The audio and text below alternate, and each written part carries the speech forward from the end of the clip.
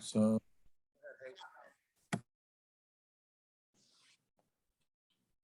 go ahead. What you saying? yeah, go ahead and talk about your signing. Okay. Yeah, no. It was a pretty hectic recruiting process for me. But I always just kind of knew in my heart that this is where I wanted to go. There were a lot of great things that just kind of pulled me in the direction of going to Boise State. Brett was a guy that was graduating, and I just thought it was a great opportunity to just come in and compete right away under Coach Hars and Coach Hill for recruiting me. Coach Avalos also recruited me for a very long time. And I always just had a great relationship with all three of them. And for me to just be able to be confident in picking Boise State was huge. And I love it here. And I'm very grateful that I chose being a Bronco. All right, let's go Bob, Ron, and then John. Hank, as you get ready for the bowl game, what do you want to see out of your performance in the game?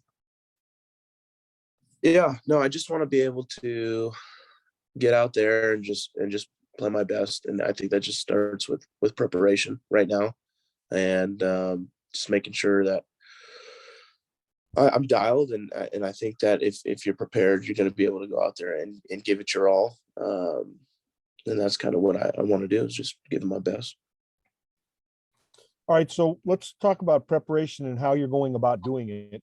Until the bowl was announced, you probably didn't give 2 seconds of thought of what kind of team Central Michigan had. So when you find out you're playing a team, take us through how you become familiar and prepare to see what you're going to see. Yeah. I mean, this past week was a lot of just self-scout and just kind of reviewing my game on my, individually, just for myself, what I can get better at, just focus at and finish the year strong.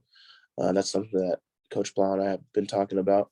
And then what are we doing schematically as an offense? What can we do better at? And, maybe what can we kind of take out? Just kind of reviewing your season. I think that's a big thing for us that we've been working on, and then start studying the opponent.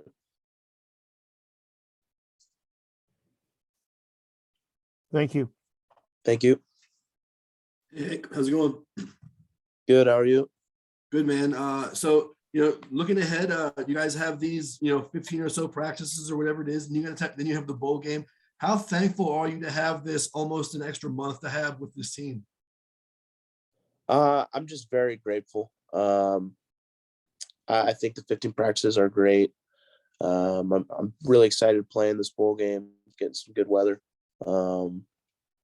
And I'm very appreciative of the people that I've been around for 3 years that are going to be leaving on both sides of the ball. I've made great relationships, and hopefully we can just let them finish with a bang. And one of those guys who's leaving, Khalil Shakir, as you think back on your time together, what impact has he had on your career? How has he made you better out there?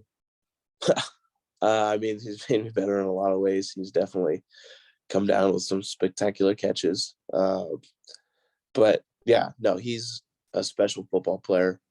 And I'm just really excited to see where he goes. I just talked to him the other day about everything, and I just said I was really proud of him, how far he's come, just seeing him develop from high school to here, and just where he projects. I'm just really proud of him and everything that he's done. He deserves. So thanks, man. Thank you.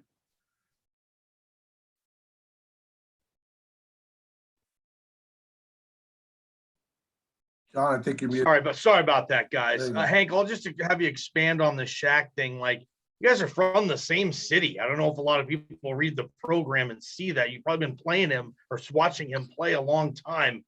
I think if he sat this bowl game out, I don't think anybody would have said anything. I think they would have understood the decision, but he did the opposite.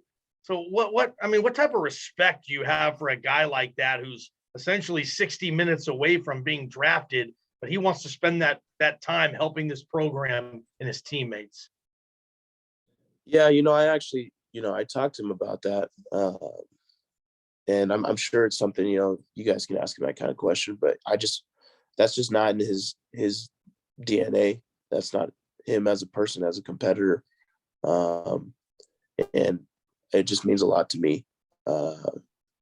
He's a leader of this team, and he's my brother. And I'm, like I said, very happy and proud of him just for how much success he's had and how much he's grown. And I mean, I'm not gonna lie, I'm happy he's playing this game. So Hank, earning teammates trust, and when you see the best quarterbacks, it seems like everybody on the team has a relationship with the quarterback. How important is that to you? And I would imagine it's an exercise that's both on and off the field, just being a program leader and earning the respect of your teammates. What's your philosophy there, man? yeah, coming in, graduating early and starting as a freshman, I just wanted to get along with everybody. That's kind of my personality anyways, just kind of be the fun, goofy guy. And I think as I've gotten older and when I was a freshman, I just always tried to just lead by example, just through my play.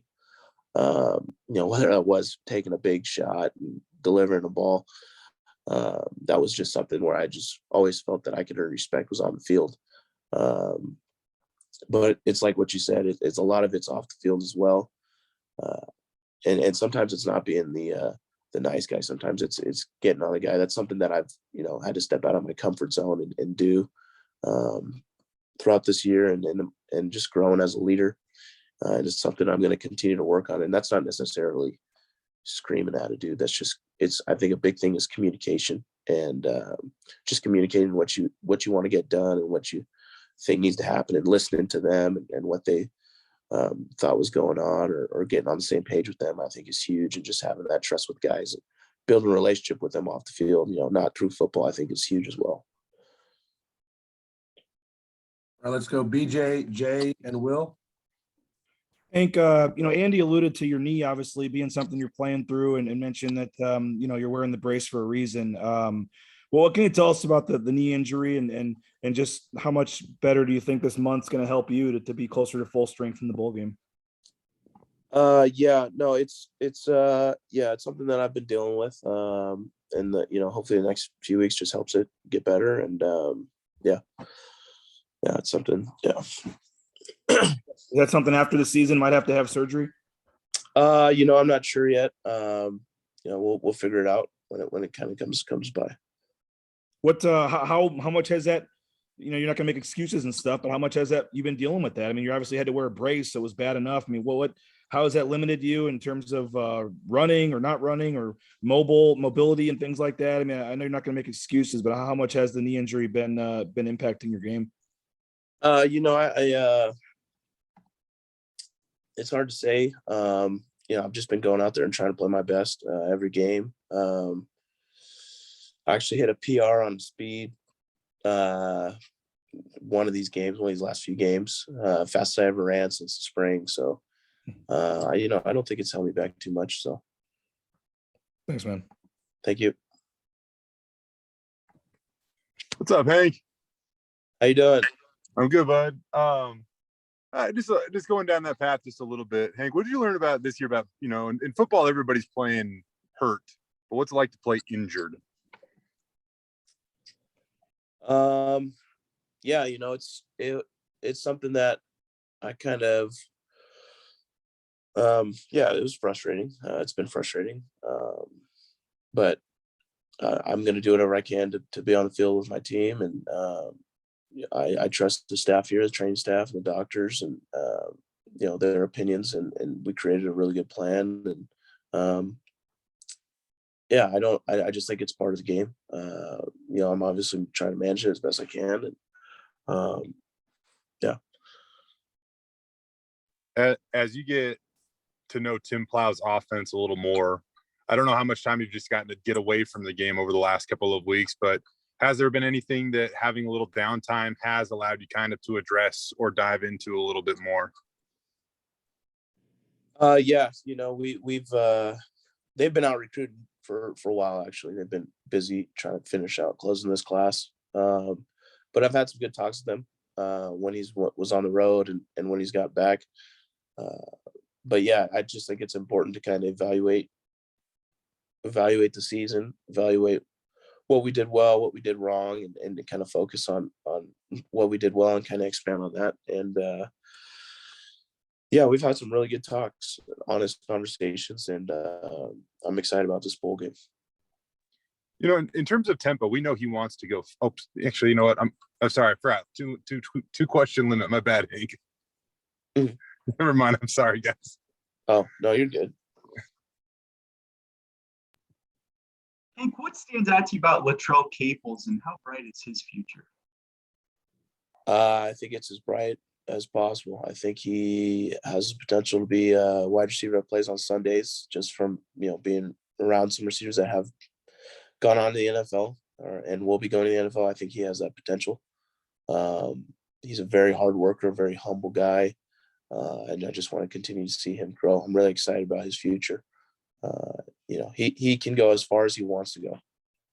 Kind of piggybacking off that, speaking of a young player, who is a young player on the offense that stood out to you in terms of just kind of waiting in the wings and has a bright future?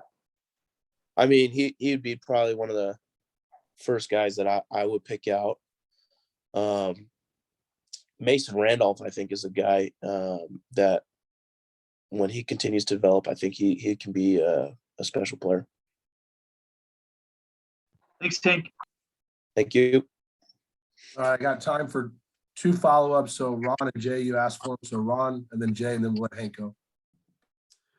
So Hank, you look at the last 3 years, I mean, over this program, the first responders bowl is canceled in 18. You guys lose to Washington in the Las Vegas Bowl in 19. Then last year, you guys vote not to go to a bowl. I'm curious, how motivated is this team to end the season on a high note? And how important is that bowl performance in terms of momentum heading into next season? Yeah. Geez, I haven't thought about that 3-year span. Like, it kind of sucks, but I just think kind of our last result wasn't what we wanted. So I think for us to be able to finish strong and kind of step into the offseason on a high note, I think is going to be huge for this team. So I think for us to just get another opportunity with this team is huge. Thanks, man. Thank you. Hank, just from like a tempo standpoint, how much room do you guys think you can still grow when it comes to tempo and creating more possessions on offense? Yeah, I think, you're saying create more possessions on offense. I think sometimes even when we do push tempo, I think we're really, really scary. And I think it was kind of a strategy maybe on some opposing teams to kind of slow the game down a little bit and kind of limit your possessions. So I think for us, when we only get the ball X amount of times, you have to be able to score points on those drives. And I mean, I love playing in the tempo. You play fast, just going through it. It's hard for teams to get set and kind of get what they want to be able to get into. And we kind of dictate obviously the tempo, but just kind of what they're getting into. And we have plays that we're running really fast and it's hard for them to defend. And I'm a big fan of it. And I think it's something that we're going to talk about going forward. So. Awesome. All right, Hank, appreciate it. Thank you. Merry Christmas, man. Oh, sorry, Jay. Yeah, appreciate your time, Hank, and happy holidays to you and your family. Thank you, guys. Yeah, Merry Christmas to you guys all, and have a great rest of your week. Thanks.